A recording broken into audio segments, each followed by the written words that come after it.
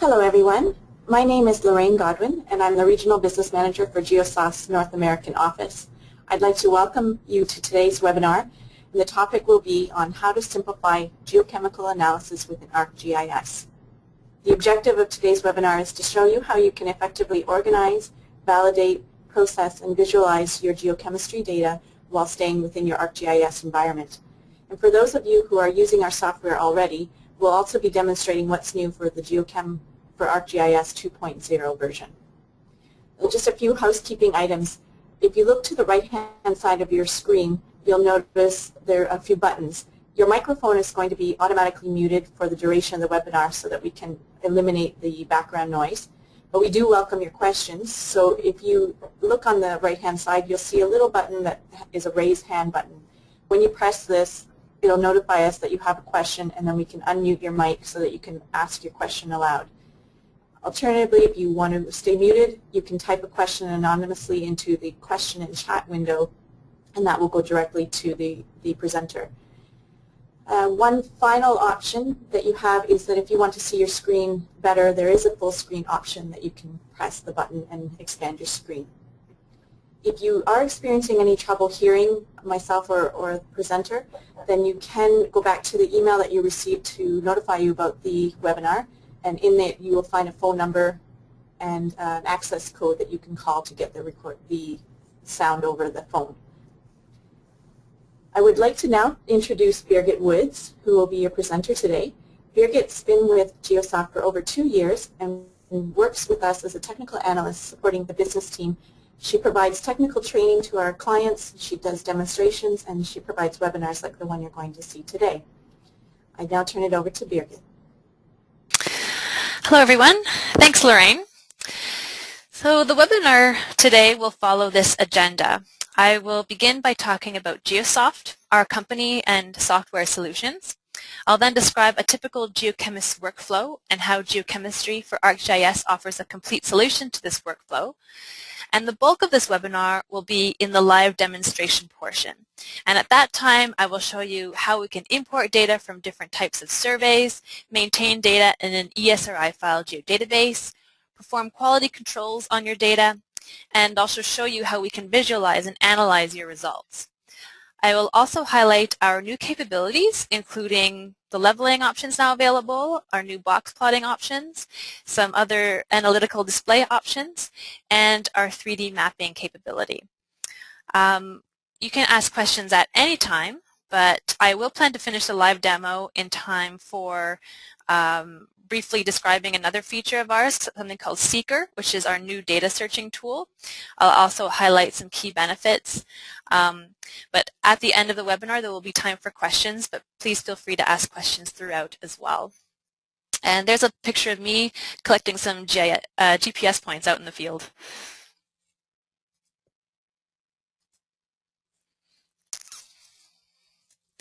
So for those of you who are unfamiliar with us, Geosoft is a global exploration solutions company, and we have been providing desktop and server solutions to the mineral exploration market for over 20 years now. We are a private company with our head office in Toronto, and that's where Lorraine and I are sitting today. And we have offices around the world to serve the needs of our customers. You can see here the points that are in green are office locations where we have a sales team, a technical support team, a trainer, and that kind of thing. The blue points are where we have agents available in those regions. If you are already familiar with Geosoft, it's probably due to one of our well-known desktop software packages. Oasis Montage and Target are standalone products that handle geophysical, geochemical, and exploration drilling workflow requirements. Oasis Montage has numerous extensions that handle specific geophysical and geochemical data types. And along with our standalone products, we have been building extensions for use within ArcGIS for several years now. If you're attending this webinar, we assume that you are currently using ArcGIS or are considering using ArcGIS as your main GIS platform.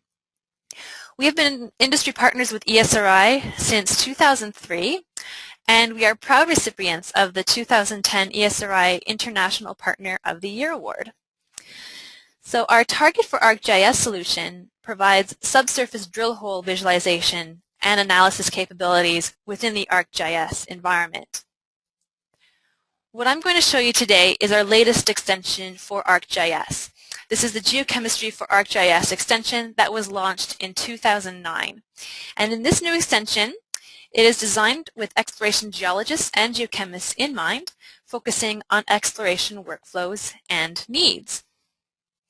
So before we begin, I'd like you to tell me a bit about yourself. I'm going to start a poll question right now, and I'm going to launch that. So on your screen, what you should see are a few questions, just to find out if you're already a Geochemistry for ArcGIS user and want to learn what's new, if you are slightly familiar with the product and are here to get a refresher, or if you are not familiar at all and that's why you're here.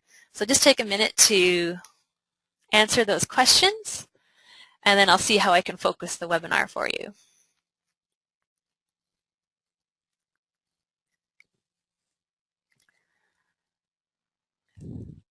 Okay, so as I see the results coming in, I see that most of you are slightly familiar with it, but are just here for a refresher.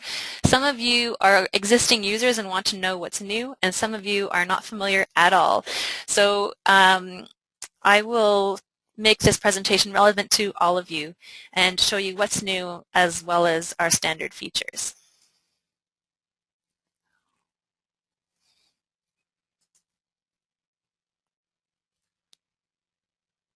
There we go.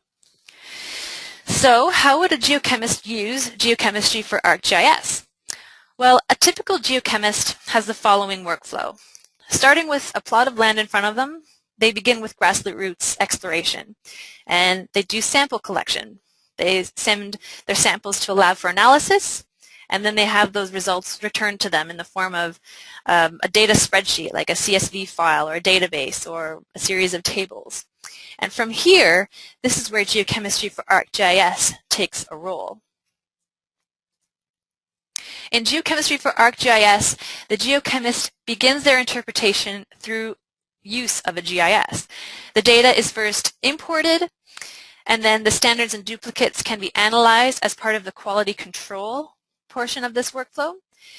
The geochemist then gains a spatial context of their data through visualizing the samples on a map.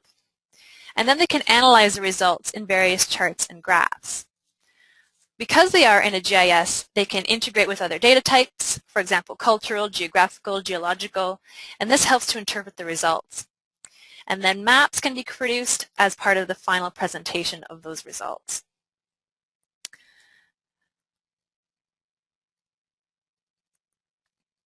Geochemistry for ArcGIS offers a complete solution to this workflow for the geochemist and the exploration geologists, and hopefully this research will, or this workflow will help produce tangible results like this one.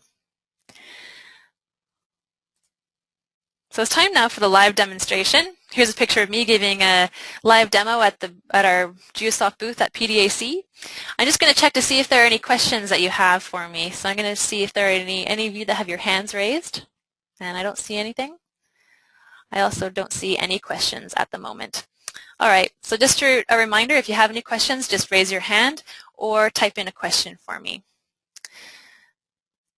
So I'm going to skip out of this PowerPoint and jump into the live demo.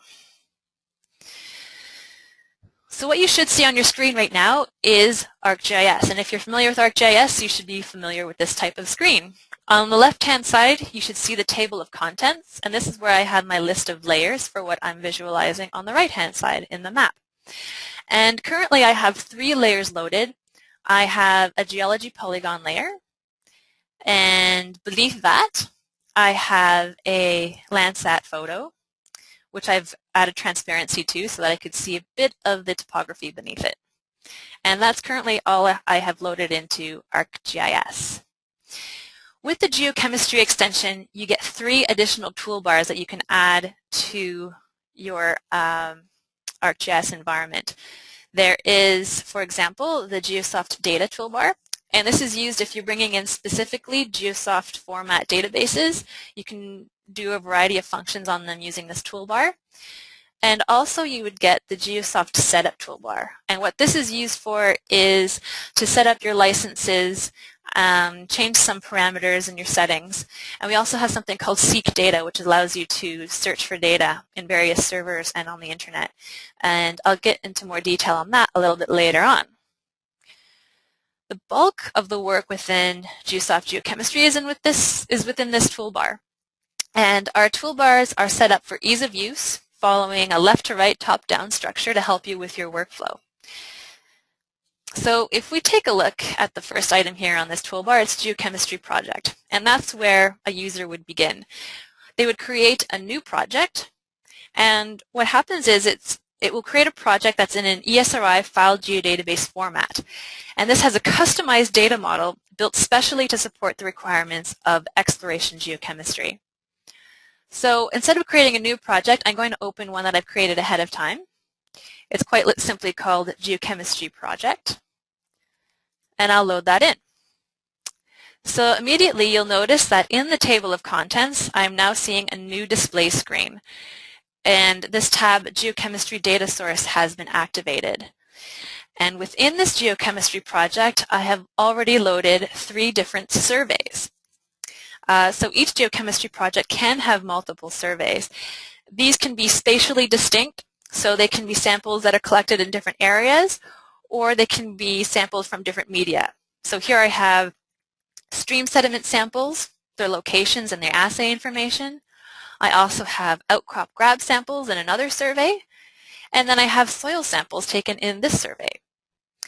Each survey can have its own coordinate system, and it's an easy way to organize your data, storing them in one place as part of a single data package. For this webinar, I'm going to focus on the soil samples survey. And once I've created my project and identified the survey for it, I would then start importing my data.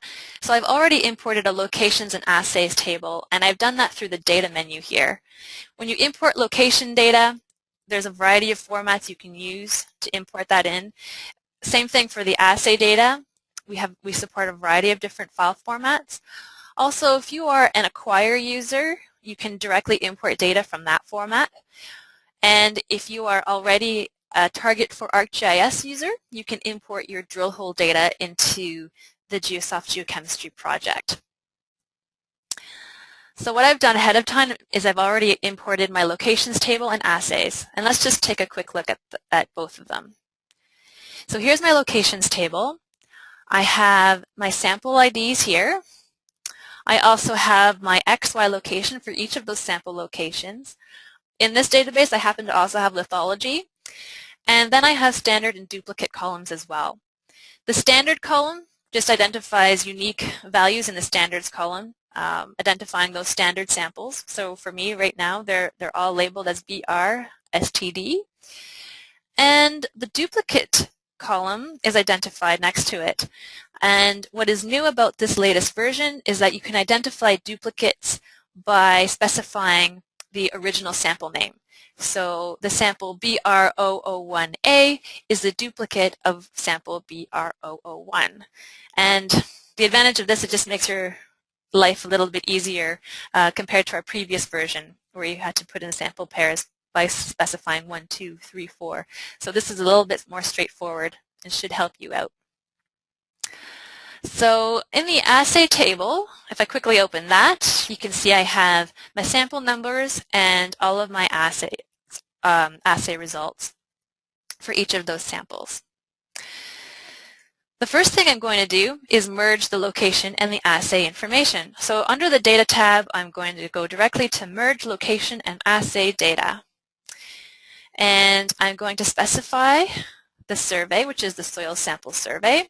I'm going to merge locations and assays. It's going to create a new table for me called Merged, and I'm going to specify to view a merge report. So when I click OK, it's going to create that merge for me, and I'm going to get a report that will tell me if there are any errors in the join, if there are samples that have missing locations, if there's something wrong like that in the join. This is an advantage over using ArcGIS join toolbox, for example, because you won't get the same error message warning you of errors in the join. So that's another advantage of using Geochemistry for ArcGIS to perform this join. So here's the report. I currently have no errors. The error report is generated in Notepad automatically. So we can continue. I'm going to close this down and move on. You can see in the merge table here, I have my sample locations, XYs, the standards and duplicates are here as well, and then all of my assays in one table. From here, we can do some QA/QCs, and what I'm going to do is first extract my standards. So by extracting the standards, I'm going to choose to look at the merge table from the soil sample survey, and then I'll click on Next. So I have successfully extracted 7 standards from that merged database. And there we go. Here are those standards that appear in their own table. If I want to visualize these standards, I can go back into Data and Display Standards. And you can select which standard you want to view. So I only have one in this case, BRSTD. I can select all of them, all of the assay channels, and what I'm going to do is show them with a standard deviation of 2 to identify which ones pass and which ones fail. So you can see in this data set, all of my standards pass the fail criteria, which is 2 standard deviations, except for this little lowly lead sample here. If you click on a sample number, you can find out, on a sample dot, you can find out the sample number, the assay, and the value associated to that point. So what's great about this is that you can run your QA/QCs directly within this geochemistry extension in ArcGIS without having to leave ArcGIS. So let's go back into Data, and I'm now going to extract my duplicates. So I'm going to extract the duplicates from the merged table in the soil sample survey. I'll click on Next, and now I have extracted 3 duplicates and copied 3 original samples into a new table. So here's a duplicate table where I have my duplicates and a copy of the original samples as well. So what I can do is run some QA/QC. I can create a duplicates report by clicking on Display Duplicates. And here I will select all of the assay values with an error tolerance of 10%. The duplicates report here shows which samples pass or fail that 10% error margin. And all of my samples fit nicely on that diagonal line. Again, you can click on the point to find the sample number, the error tolerance that you chose, and the assay values at that point.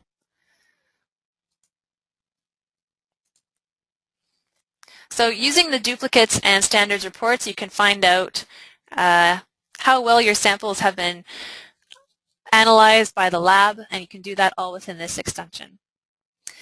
The next tab over is the visualization tab, and what we do with this is start to create points and visualize in a spatial context where all of our samples are located. So the first thing that we do is create a feature class. And this is a feature class like any other within ArcGIS if you're familiar with feature classes. So I'm going to look at the merged data set and create a new feature class. I'm just going to add to the name feature class so that it's really obvious to us once I create it. And then I'll click OK. So immediately when I do this, you'll notice that in the table of contents, it has switched from the Geochemistry Data Source tab to the Display tab. And in my list of layers, I have a new layer now representing the feature class. And so this feature class works like any other feature class in ArcGIS. I can double click on it to view the attributes of it. And I can change the symbology based on a category like lithology. So now all of them are colored based on the lithologies. I can also change the color based on my concentrations of copper at each location, just like this. And so that's really easy to do using the ArcGIS tools to modify how they're colored. But let's say you wanted to show the coloration of copper versus cobalt versus molybdenum, for example. You don't have to keep on creating feature classes. What we can do is create layers that reference the feature class and show this different coloration. So that's what I'll do next. Under the Visualization tab, I'll just first select the feature class. Under the Visualization tab, I can click on Set Assay Colors. And so what you can do is specify the colors you want to use to represent your assay values. What I'm going to show here is for all of the assay values, I'm going to show them using a percentage break. And what that means is that they'll be colored based on this, on 6 classes here, where from 0 to 50 I have black points, and then at 100 I would have pink points. And so these can be customized to whatever you'd like to have it shown as. When I click OK, it is stored, it is saved, and then I can produce these layers. So if I go back into the Visualization tab, I can create these map layers using that coloration. So in this case, I'm going to choose chromium, copper, molybdenum, and nickel. And this will create these new layers that are referencing the feature class. So all of these are not brand new feature classes. Right now you're seeing the colors for nickel. And now you should see the colors for molybdenum.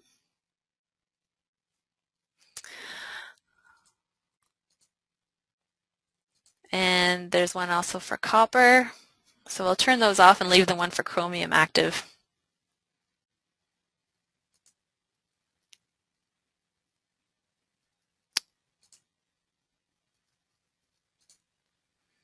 There we go. And that's the Visualization tab. So that allows you to create your points on your map. The Analysis tab is where we would spend most, any user spends most of their time. This is where you can create those graphs and charts to analyze your results. The first thing I'll show you is the summary statistics. And within here, we can look at the statistics quite simply for any assay channel you want. So I'll choose chromium. And you can select the More tab to see more data. The mean is 274.29. So this is something we might take note of, and I'll refer to a bit later on. But you can see here we can change the number of decimal places. You can see the arithmetic sum, the median, the mode, the skewness, and the kurtosis as well. So that's the basic statistics. Also under the Analysis menu, I'm just going to skip all the way to the Correlations report so that you can see how they are correlated right off the bat. I can select all of my assay results and quite simply create this correlation report. And here you can see I have a strong correlation comparing nickel to copper, chromium, and cobalt. So this strong correlation here is typical of a magmatic ore deposit in South Africa, and that's currently where this data is representing. That's where this data came from. So I'll click OK, and that is stored with the data set. Also in the Analysis menu, let's take a look at the histogram analysis. So the histogram tool here allows you to see a great data distribution of your results, looking at one assay at a time. So if I choose my chromium results, for example, here is the data distribution for it. You can tell immediately if your data is has a logarithmic scale or whether you should use your raw results. So you can change from raw to log very easily and see the results there. Also, what's interesting about the chromium results here is that there's a quite obvious bimodal distribution. You can see 2 distinct peaks in this data set. And another great feature with this tool is that you can highlight within the graph and it will select the same points in your map. So you can see here that this distribution of chromium results matches the granite layers of lithology, and that this population of results has a higher correlation with the shale layer of my lithology. So the graphs and the map are dynamically linked. What you can do is also plot your graphs to the layout view. And as soon as I do that, I'm getting pushed back to the layout view in ArcGIS. If you're familiar with ArcGIS, you should be familiar with the layout view. This is how we there we go. How we create our final maps for final presentation. You can add your titles here, your scale bar, your north arrow. And so all of the graphs that you plot to layout view will end up here, and you can move them around on that page. Here's also a legend item. There we go. So let's go back in the analysis tool and look at the scatter plot next. So with the scatter plot, what you can choose is which assay you would like to show on the horizontal and vertical axes. So I'm going to compare chromium versus cobalt, just like this. You can plot a linear regression line. You can turn off the log options for each of these axes. And in the Appearance tab, you can change the coloration for these dots here. So if I go to Edit Symbols here, I can color based on a quantity of chromium, for example, and now my results here are colored based on my chromium results. If I click on Legend Preview, I can generate a legend that accompanies these colored points, and then all of this can be added to the layout view.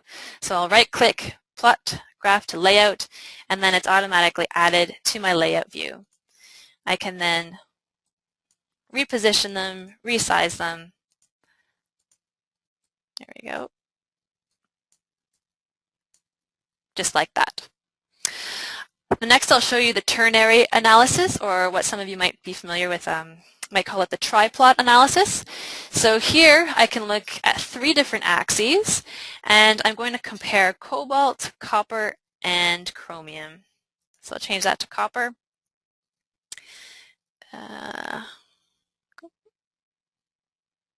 Actually, I'll change this to nickel. There we see a nicer distribution here. And again, we can change the appearance of these points. We can edit them so that we can color them based on a quantity, again, like I did in the scatter plot, or I can color based on a category like lithology. So if I do that, my points are now colored based on lithology. And I can click on Legend Preview, and it will give me a nice legend that accompanies this. Another really great feature with this tool is, much like the histogram, we could select points, and it's dynamically linked across the map, between the map and this graph. So if I right-click and create a polygon selection, I can select my points interactively within the graph, and then those points are highlighted and selected in the feature class. So what I can do is show you the attribute table for the feature class, and you'll see it's highlighted in there too. So there's that dynamic link across the table, the mapped feature class, and the graph, the ternary plot.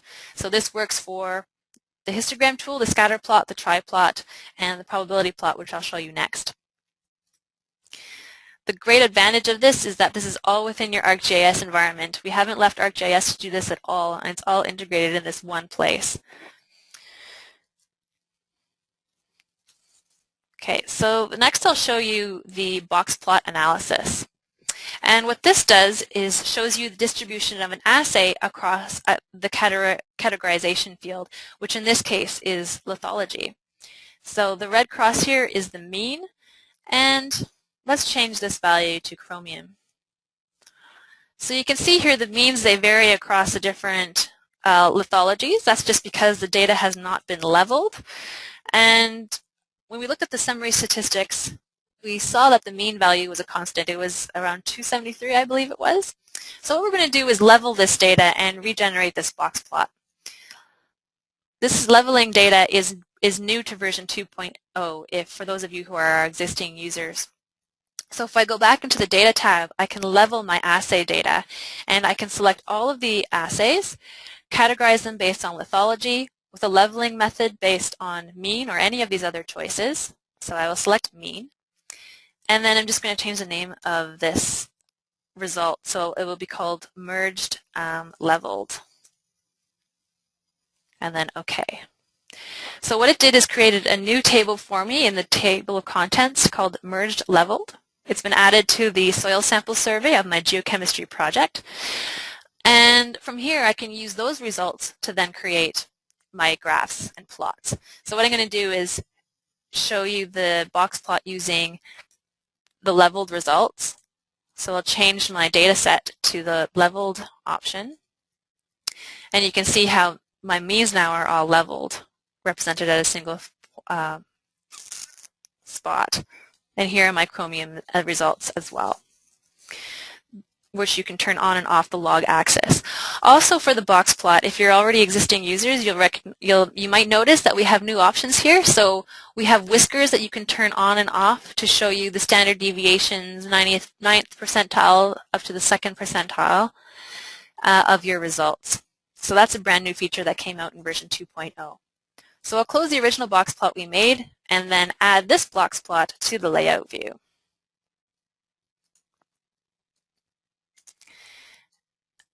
And tuck that out of the way.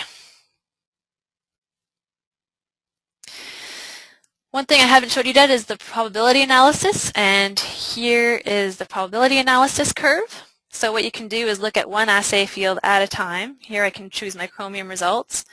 I can change the appearance of it as well,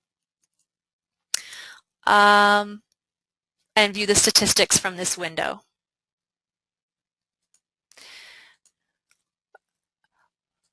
If I select it from the feature class, you'll see here that it is colored now based on the percentage breakages that I've defined earlier. So you can right-click, copy this graph to the layout view, and add that as well.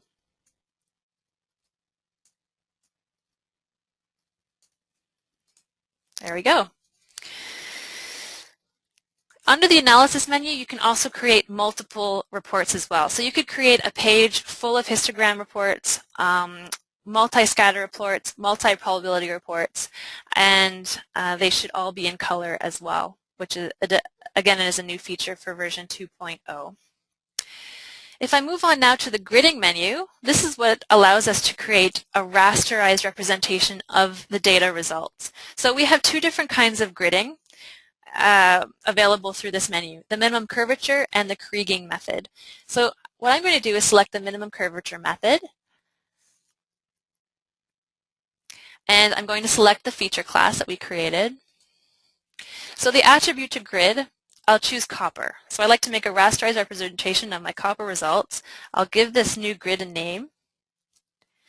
And if I wanted to, I could just press OK and get a result by default. Or I could enter in a cell size. I could click on the advanced options and change my options in here. For example, log option is available now, so I can change this to a log distribution for more accurate representation of these results. Then I can click Finish, and the copper grid will be generated. I'll turn off this selection so you can see it better. So there you go. This is the copper grid. And another really great feature of Geosoft Geochemistry for ArcGIS is that we can create contours in here as well. And you can create contours of any raster that you have within this environment. You can, this can include topography, if you have geophysics data, or in this case geochemistry data, that can all be contoured. Normally you would need spatial analyst or 3D analyst to be able to do this. So having this within this toolbar is really a great thing. If you click on Create Contours, what we can do is specify the input grid. So I'm going to look for that copper grid I just made. And we have two different output types, the shapefile output and the Geosoft map layer output. With the shapefile output, it's a really great way to then use the ArcGIS tools to modify how the lines are being drawn. If you're much more familiar with ArcGIS and the symbology tab, then you have that option. We also have the Geosoft map layer option. That's what I'll show you right now. You can choose multiples of levels. So right now I would have a line every 10 parts per million, 10, 20, 30, 40, 50. What I can do is change this to exact levels. So I'll make an exact a line at 50 and 100 parts per million. And we have various options and line styles that you can choose from to represent each of those levels. So I'm going to choose a thin red for level 1, which was 50, and I'll choose a thicker magenta color for the 100 parts per million.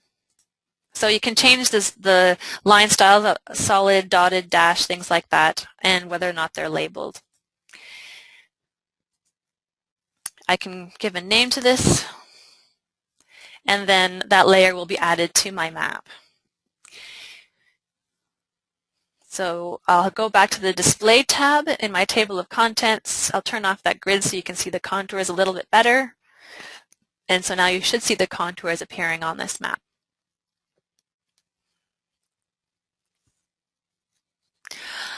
Another new feature that's been added to version 2.0 is the ability to create 3D maps. So if I activate the 3D mapping tool,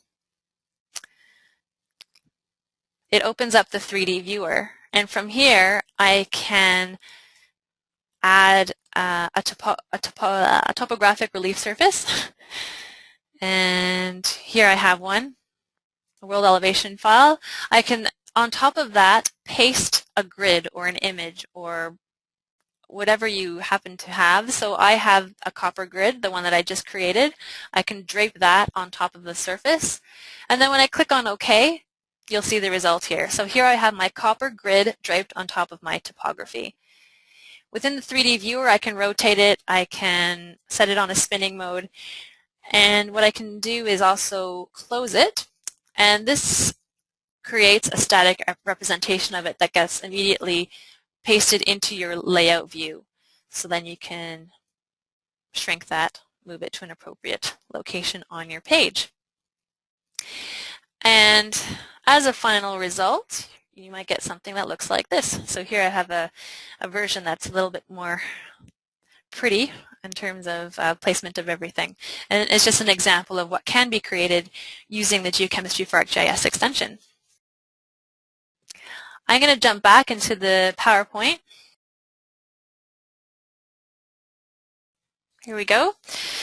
So through that live demo, you've now seen how Geochemistry for ArcGIS takes you through this workflow. And before we conclude, I'd like to introduce you to one more thing. And that is Seeker. In all of Geosoft's applications and plugins, Seeker, which is our new utility for accessing geospatial data, is available. So if you're familiar with DAP, Seeker has replaced DAP in the Geosoft Extensions Setup toolbar, as you see here. And if you click on Seek Data, you can activate Seeker. And if you type in a keyword, so here I've typed in diamond and I focused in on the region of Canada, I can then click on Results. And here, this list of results show which data repositories you have access to. So this list could include a Geosoft DAP server created at your company through our data management solutions, or could include many other free data services, including what is available on the web and various web mapping services and ArcIMS. So whatever you select can be downloaded for free by clicking on the cart and then clicking on Retrieve. And for those of you who are familiar with DAPL, you can access it here too. So again, this is a useful tool that is standard with all Geosoft applications and plugins. So going back to Geochemistry for ArcGIS, what are some of the key benefits? Well, first and foremost is that it's fully integrated within your ArcGIS environment. You saw that we could create a project within ArcGIS and import our data, do our QA/QCs within that same environment, and then create all of those analyses from histograms to triplot to box plot, and then 3D as well. So Geochemistry for ArcGIS has a workflow designed for geologists and geochemists and is optimized for geochemical datasets. This enables you to import, validate, analyze, visualize, and present your findings quickly and easily within the single platform. And to reiterate what is new in the latest release, after what we saw in the demo. So the first thing here is the duplicate indicator column now contains the original sample number of the parent sample. We can now create colored histograms, multi-histograms, and probability plots. We have new leveling data options and box plot options, as you saw with the whiskers that we turned on. The 3D capability is also new. And Find Data with DAP has been replaced with Seeker on all of our Geosoft applications and plugins. So that brings us to the end of the webinar. If you want to email us, you can contact us at software@geosoft.com. So just taking a look at the questions, I have quite a few here. So I'll take a look at each one. And I'm going to go back to the demo data because usually that helps answer these questions. All right. How does Geosoft define leveling? What do you mean by this term? That's a very good question. So what I can do is go back into the leveling options here. The help files associated to each of our dialog boxes can be quite helpful. Here we go. So all of our dialog boxes have a little question mark that you can then activate a help button for, and it has fairly good descriptions of what each of these means. So when you're leveling your data, basically you're comparing the original and viewing your data as a different range or visualizing them in a different way. For example, when we set the leveling method to mean and then we leveled the chromium results and showed that in the box plot, we're showing the mean to be at the same value in that chart. It's a way to view your data from a different perspective, and it removes the effect of lithology on your assay results, yet still categorizes them based on your lithologies. What actually happens is the leveling process groups the data by the category, and in this case it was lithology, and then it applies the leveling process to each group individually here, and then we do that based on the mean value, which is the leveling method that we chose. So that's basics on leveling. I hope that answered your question. Okay.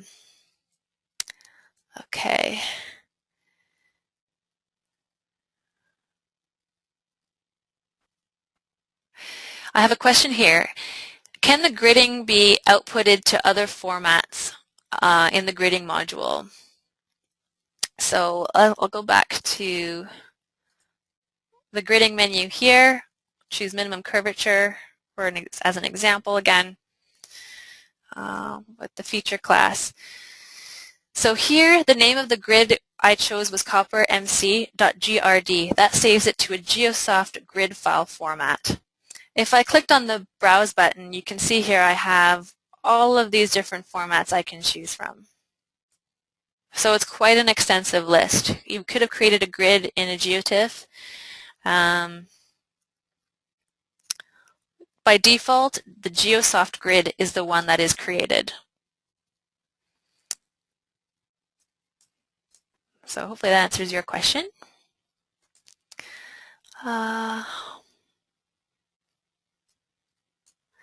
I have a question. Are your gridding algorithms different from the ones used in the ArcGIS geostatistic extension?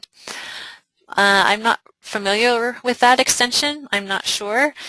The gridding methods here, minimum curvature and kriging, are fairly well-known algorithms that are used to do this. Minimum curvature is basically trying to create a best smooth representation of your data results, and the kriging method is much more geostatistical. It looks at sample pairs and compares the variability across those sample pairs, with the idea that samples that are closer together tend to be more similar.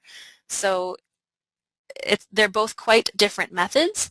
Using the variogram, you can look at your data distribution, look at the variability across the sample pairs, and try to plot a variogram that's best representative of that, and then perform the kriging. So that's something that can be done within these tools here.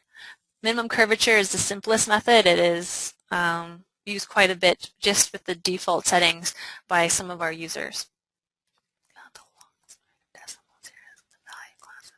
I have a question. Is there a technique to automatically strip out the long string of decimal zeros in the value classes?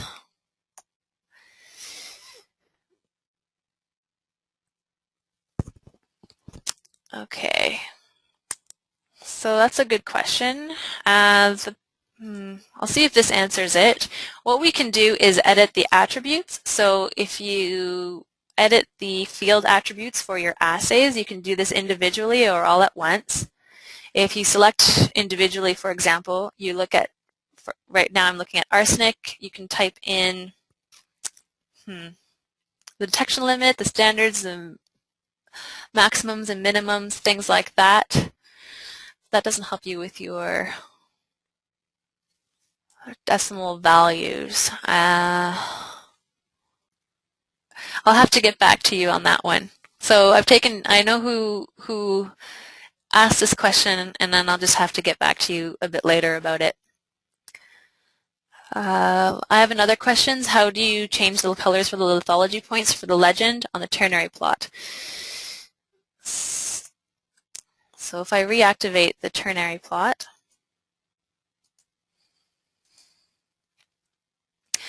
this question here has to do with when I edited the symbols to color them based on lithology, and then I did a legend preview. It gives me the colors for these lithologies.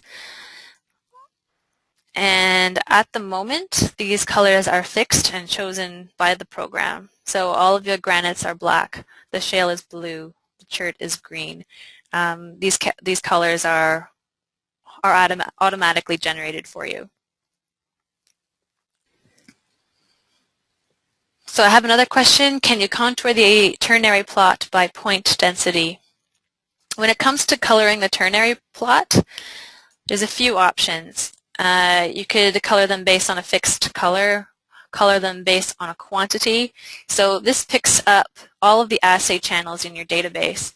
If you had another channel or a column of values that you wanted to incorporate, you could set that as an attribute or set that as an assay, even though it's not, and that field will appear in the color quantities category. So then you can color them there if you want to calculate your densities in the table itself. Or you can color it based on a category like I showed you, like lithologies and things like that. So basically the coloring is limited to what you see in this edit symbols toolbar.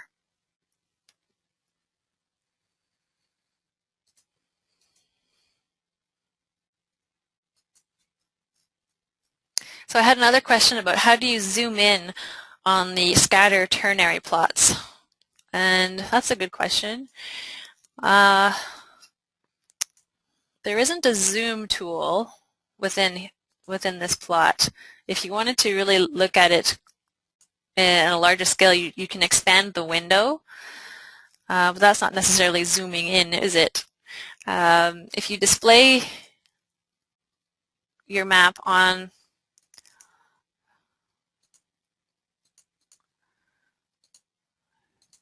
if you display that on the layout view, you might be able to zoom in on at that point, or just make it very large, and then zoom in on in layout mode or within ArcGIS.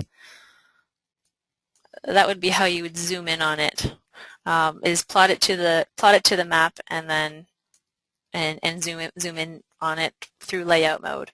But I think I understand what you're actually asking for is a way to zoom in while you're creating the graph. And so currently doesn't look like an option.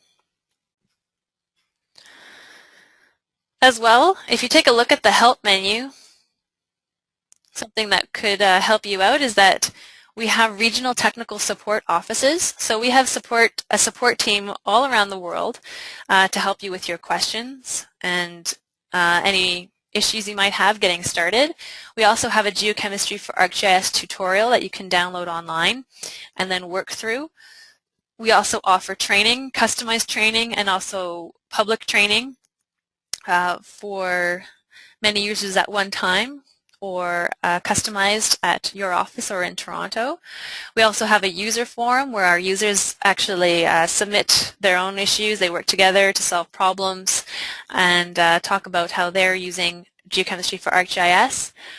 Help also has a link to our website and to Newsline, which is our newsletter. You can check for updates as well here and about your geochemistry extension.